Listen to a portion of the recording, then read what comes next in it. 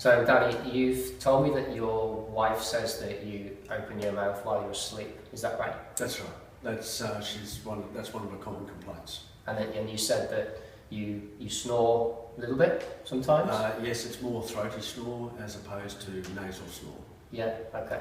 And you also mentioned that you wake up sometimes with a dry mouth. Is that common? Every morning I wake up with a dry mouth. Okay, cool. Well, what I'd like to do is just show you something which can help you to keep your mouth closed at night time, which helps you obviously then to be able to breathe through your nose. And a lot of people get worried because they say, oh well, my nose is blocked up so I can't breathe through it. But there's actually a technique that I'm going to show you right now to help you to unblock your nose before you put this appliance on if you need to. Okay, so all you need to do is take a normal small breath in and then a breath out, and then just block your nose. Okay, keep your mouth closed, block your nose, and then just move your head. And you're holding your breath sort of as long as you can, as though you're swimming underwater as far as you can go, without making yourself feel too stressed out about it. And then when you really need to breathe, keep your mouth closed and breathe back through your nose. So you get a sensation that kind of clears things a little bit. Okay, so this thing that I want to show you is called sleepYstrip. Okay, and all it does is it basically keeps your mouth closed at night while you're asleep. And what we'll do in a moment is we'll measure exactly how you're breathing compared with your mouth open and compared with your mouth closed. And what we'll most likely see is that when you open your mouth, we'll see that your chest starts moving more, most likely, because that tends to happen when we mouth breathe. And also, more importantly, perhaps we'll see that your carbon dioxide level in the air that you're breathing out will fall. And I'll explain why that is maybe later on, but for now, all I want to do is see what happens when you wear one of these. So I'm just you can maybe practice wearing it now, just so you get a sensation, because during the test, I'm going to want you to put this on at a certain time, all right? So all you do, there's a little bit of a tape here, a little bit of an area where you can easily peel it off.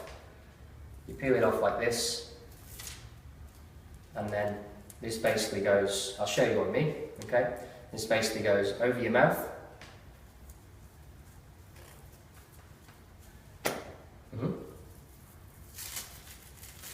And you can see it does work on guys with beards like me, okay? Yeah. But you put that over your mouth, and what we're going to do is we're going to just do this little test in a moment, just to see what your carbon dioxide levels are like. Great.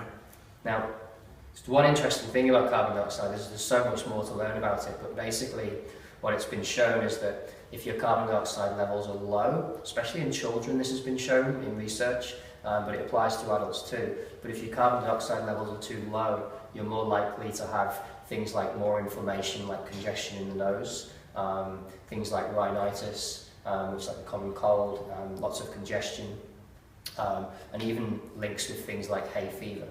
So what we want is our carbon dioxide level to be a normal level, and that actually helps with our ability to be able to transfer oxygen around our body, which is something called the Bohr effect. What we'll see on the test in a moment, and depending on what we see, that will determine, what it's going to do for you. But I'm pretty sure by just closing your mouth at night time, we're going to end up slightly increasing that CO2, which is going to stop your dry mouth because you're closing your mouth and breathing through your nose. But also it's going to help you to get a better night's sleep, and it's likely to reduce your snoring significantly. Okay? Right. Cool.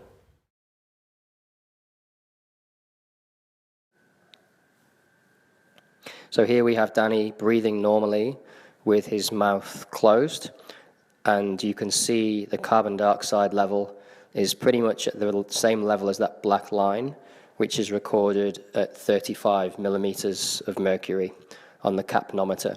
So the capnometer is measuring the air that he's breathing out. You can see now that I've just asked him to open his mouth to simulate what happens while he's asleep at night. And you can see that his chest has started to rise as he breathes, which happens when we open our mouth and breathe. And you can see almost immediately that his carbon dioxide level has fallen to quite significantly below that black line, whereas before it was a little bit above the black line. So he's starting to hyperventilate somewhat now because he's opened his mouth. And what I've asked him to do is to wear a sleepYstrip. And he's going to pop the sleepYstrip on over his mouth. He's going to press it on nice and tightly, which is what I'd want him to do at night time when he goes to sleep so it doesn't fall off.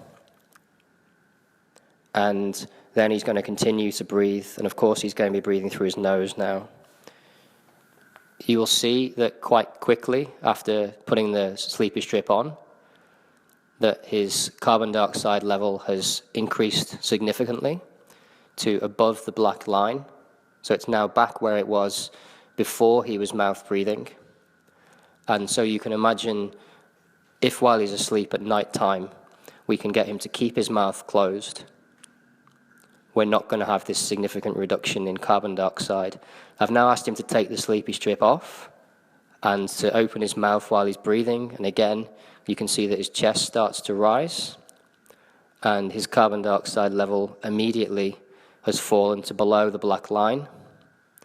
And you can imagine if he's breathing like this all night long, that his carbon dioxide level will stay well below the black line all night.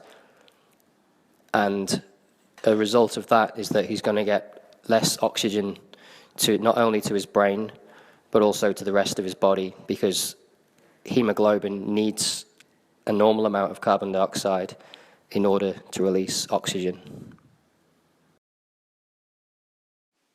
sleepYstrip. Breathe easy, sleep well.